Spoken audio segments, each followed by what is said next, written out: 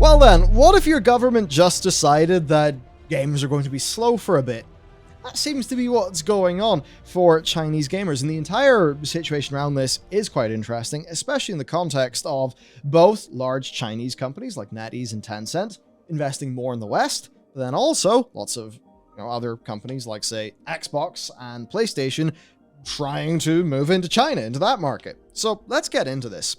Chinese regulators slow new game approvals amid ongoing government crackdown, where they've actually slowed approvals for new online games. Now, this is something you might not get if you're not aware of what goes on in this market.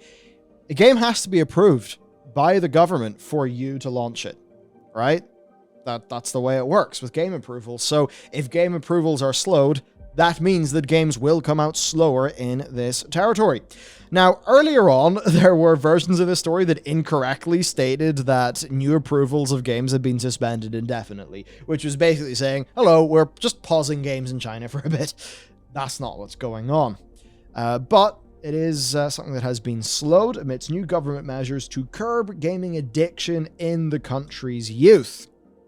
Now, this strategy has emerged following a meeting between the authorities and then gaming firms like Tencent and NetEase, who certainly are not coming off great here, right? They are humongous companies, and they saw their market value tumble an astounding $60 billion during an overnight stock sell-off that Kotaku pointed out is 8 Bethesda's of value. So that's how much went. Now, undoubtedly, it'll bounce back a little bit, because whenever there's a massive stock sell-off, sometimes that means that people can sort of buy in at a discount.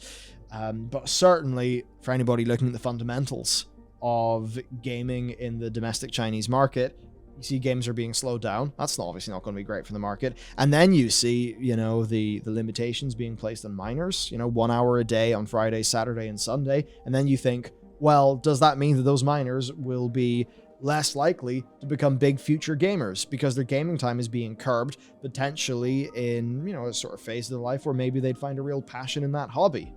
Right?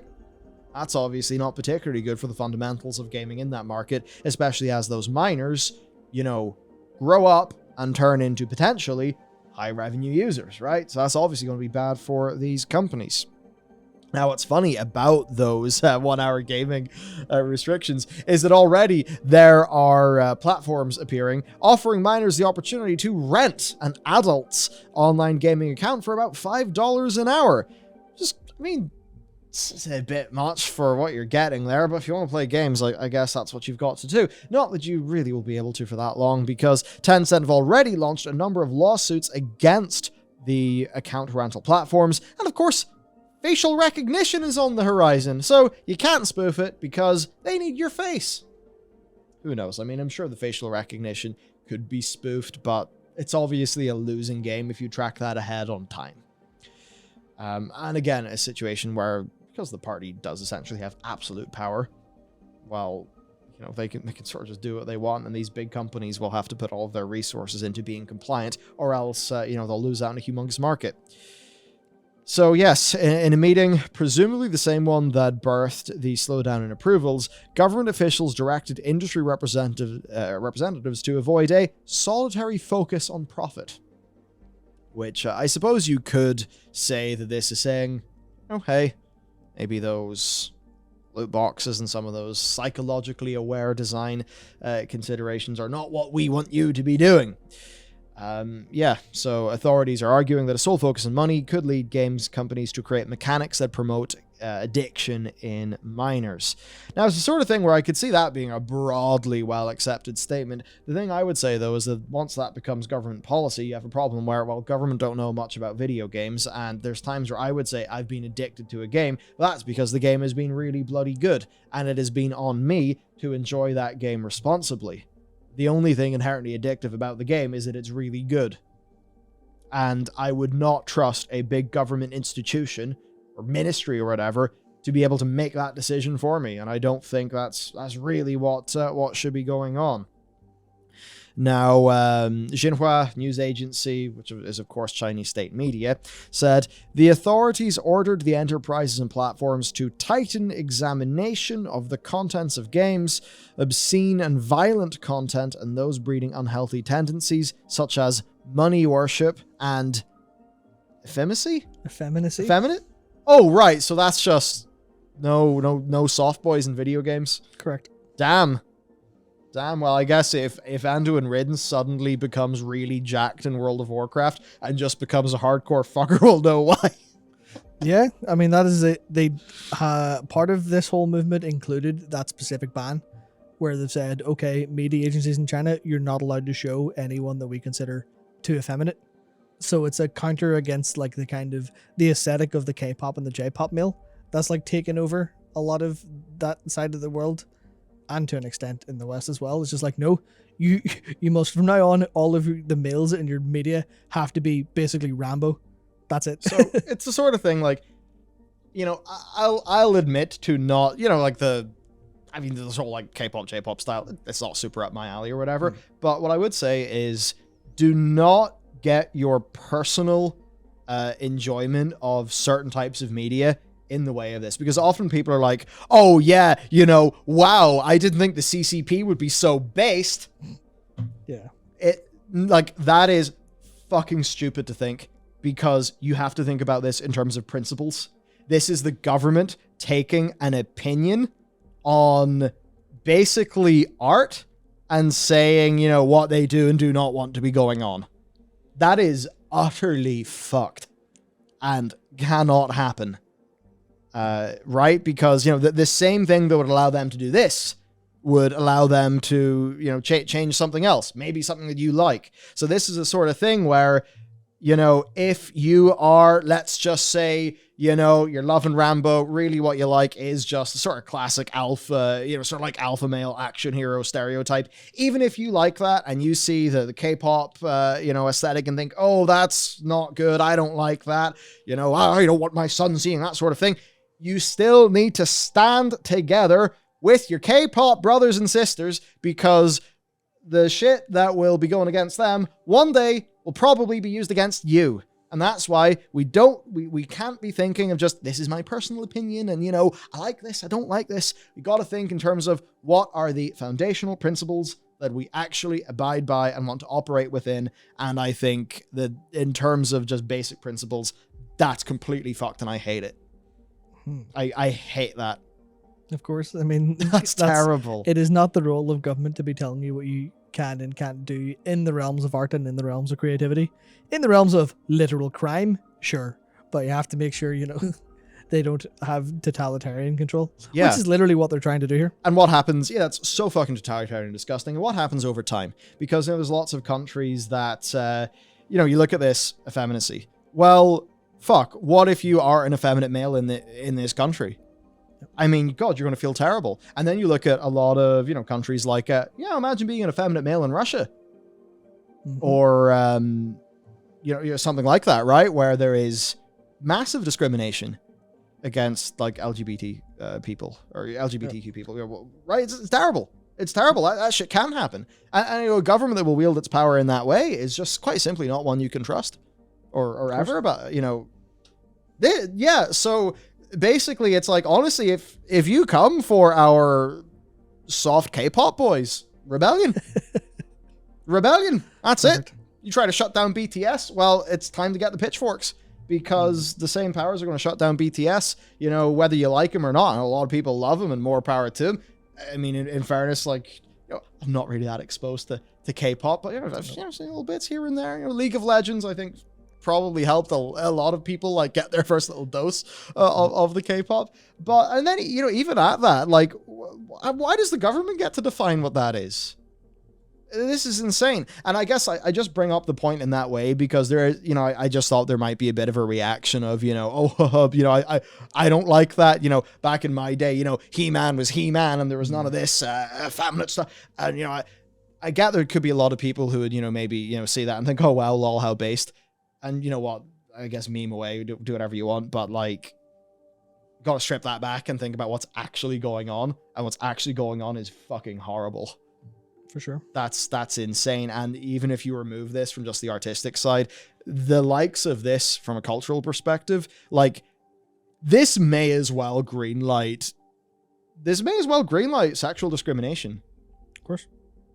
Right? Because, you know, yeah, you got a gay fella in China and he was maybe a bit more effeminate, and, you know, their classmates or people see the government, you know, say, you know, in a similar breath, unhealthy tendencies like money worship and effeminacy. Yeah. I mean, are people going to feel like, oh, I guess government sanctioned bullying? Like, have the government literally said bully effeminate people? No, they haven't, but they may as well have by saying that this is not what we want in art.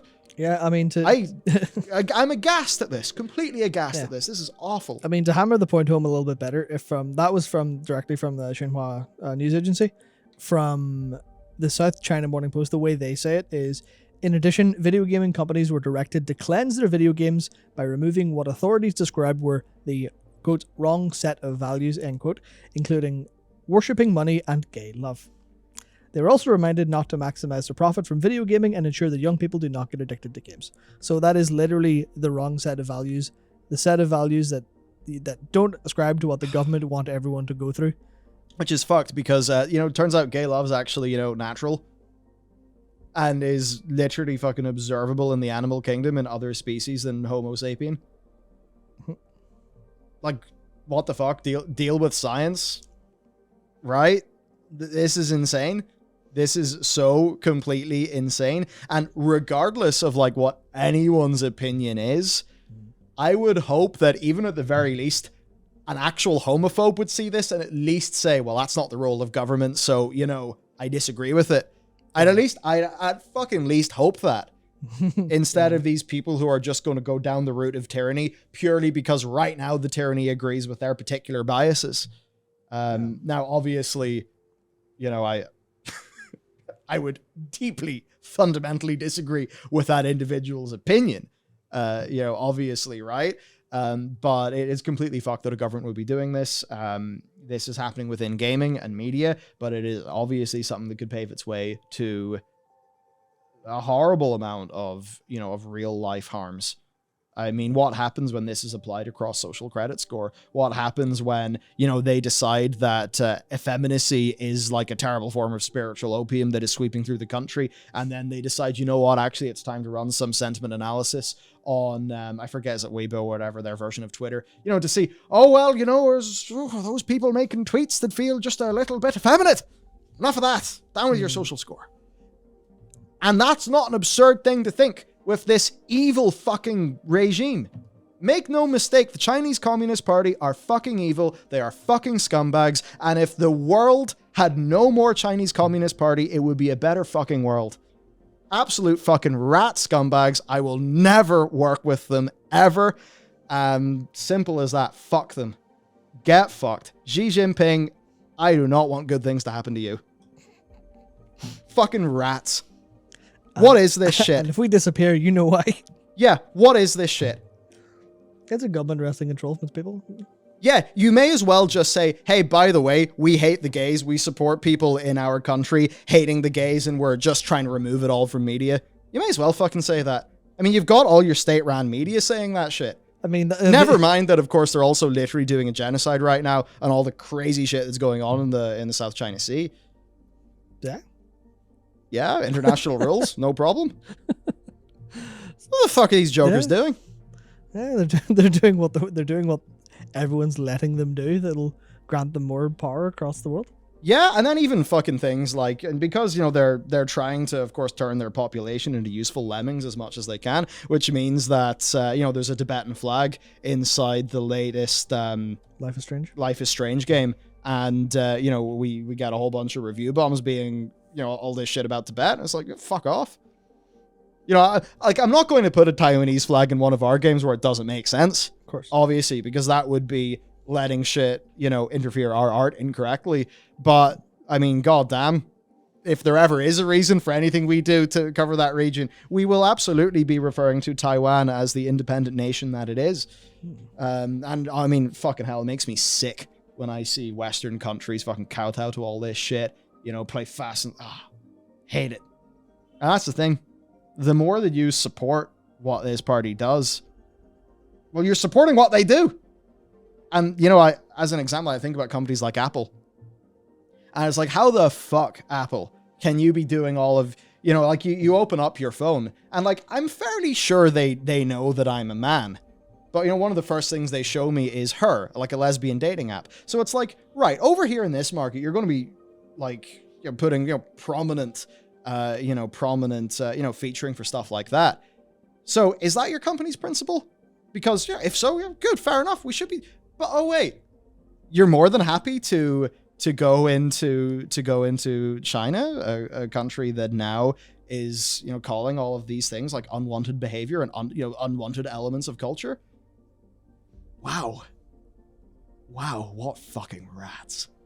And this is the bit where, I will throw off.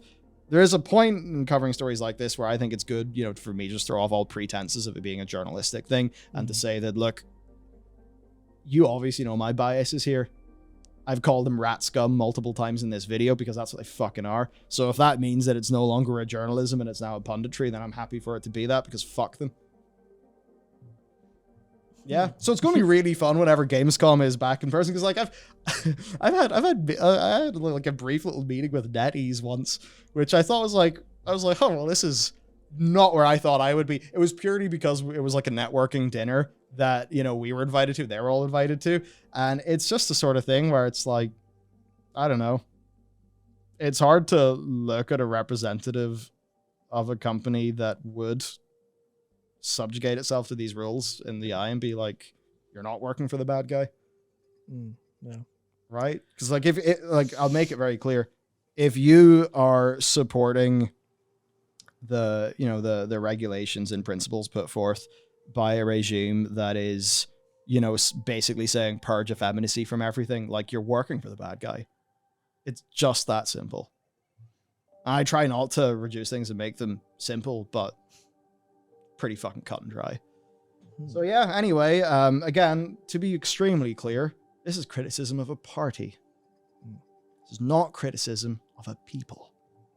Right? So, there are some people, and they do take these criticisms of a party and of policy, and then they use that to fuel racism. That's obviously terrible. Please try to keep that front of mind, that you're not doing that and you're not judging people by their immutable characteristics. Yeah, I mean it's fundamentally a criticism of political policy as opposed to a criticism of anything about China. That said, there are these weird fucking lemmings who seem, they take me saying this and say, oh my god, I can't believe you're doing this and being, racist. It's not that. No, it's like, fuck this party and its policy. Yeah. That's all. That's literally, that is what it is, nothing else. So, yeah, there you go. There you go. That's that. Yeah, we're going to cover this shit. And even if it doesn't get the views and even if it's not super popular and stuff like that, because, fuck it. Should be. Anyway, right, I don't know if I've got too much else to say. Other than, I don't know, focus on this stuff. Shit. Yeah, certainly feels a bit pointless to try and loop it back around to video games. Yeah, I guess so. Yeah. Yeah, just that, try to live by your principles as best you can. That's it from us. Bye! Hope you enjoyed this fun excursion onto YouTube. Yeah, actually, bye.